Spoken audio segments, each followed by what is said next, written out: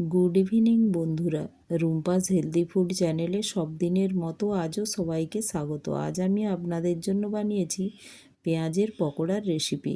তার জন্য কিছুটা পেঁয়াজ কেটে নিয়েছি জোয়ান, বেসন, কয়েকটা কাঁচা লঙ্কা কুচিয়ে নিয়েছি, লবণ নিয়েছি আর রসুন আদা পেস্ট নিয়েছি। রসুন আদা পেস্ট একটু হাফ টিস্পুনের মতো নিয়েছি। এখন পেঁয়াজের উপরে আমি এই রসুন আদা পেস্টটা দিয়ে দিলাম। আর যে বেসনটা নিয়েছি এটা চালিয়ে নিয়েছি। এখন এর মধ্যে দিয়ে দেব বেসনটা। বেসন দিয়ে আমি পেঁয়াজ আর যে রসুন আদা পেস্টটা দিলাম একসাথে হাতের সাহায্যেই মেখে নিচ্ছি। হাতের সাহায্যে আমি ভালো করে মিশিয়ে নিলাম। আর এর উপর দিয়ে দেব কুচিয়ে রাখা কাঁচা লঙ্কা। আর দিয়ে দেব জোয়ানটা দিলে ফ্লেভারটাও ভালো আসে আর হজমেরও ভালো হয়, তো তাই জোয়ানটা দিলাম, ফ্লেভারটা খুব সুন্দর হয়। আর এখন একটু এর মধ্যে দিয়ে দিলাম জল। আমি একটু শক্ত শক্ত করে মাখছি, দেখুন খুব একবারে নরম করে মাখছি না, কারণ পেঁয়াজ যখন আমি এটার মধ্যে লবণ দেব তখন এ থেকে একটু জল বেরিয়ে যাবে। তো হালকা জল দিয়ে মাখতে মাখতে এখন লবণ দিয়ে দিলাম, দিয়ে আর একটু মেখে যদি মনে হয় যে দেখুন এইভাবে আমি থিকনেসটা এইভাবে করে নিচ্ছি। আর এটা একটু রেখে দিলে আরও একটু নরম হয়ে যাবে। দেখুন এইভাবে মেখে আমি রেখে দিই, এই 10-15 মিনিট আমি রেখে দিচ্ছি। আর এদিকে আমি কড়াই বসিয়ে দিয়েছি।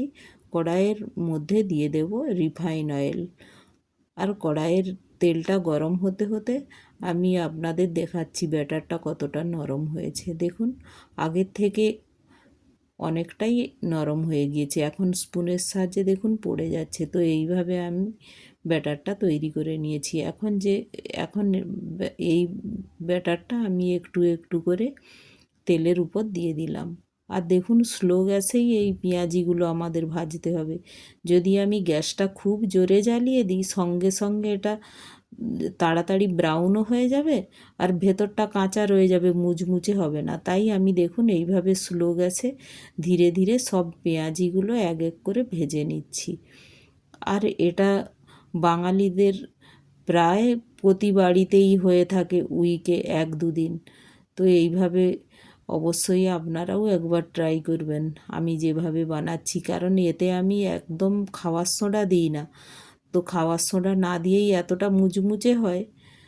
দেখুন এইভাবে আমার লাল লাল করে ভাজা হয়ে গিয়েছে। তো আরও এক কড়াই আমি ভেজে নিচ্ছি। আর এটা তো চায়ের নাস্তার সাথে, মুড়ির সাথে বা জলঢালা ভাত, পান্তা ভাতের সাথে খুব ভালো লাগে। তো আমি আর জলঢালা ভাতের সাথে এইভাবে এই পকোড়াগুলো বানিয়েছি। আপনারা অবশ্যই এইভাবে একবার বানিয়ে দেখবেন জলঢালা ভাতের সাথে, খুব সুন্দর লাগে। আর দেখুন কতটা মুচমুচে হয়েছে, গরম তাই ভালো করে হাত দিয়ে ধরতে পারছি না। আর নিয়েছি জলঢালা ভাত, কুচানো পেঁয়াজ, কাঁচা লঙ্কা, শসা, আলুর তরকারি, চানাচুর, তার সাথে পকোড়াটাই মেন। আর দেখুন কতটা সুন্দর দেখাচ্ছে। আর একটি লাইক, শেয়ার ও সাবস্ক্রাইবও করে দেবেন।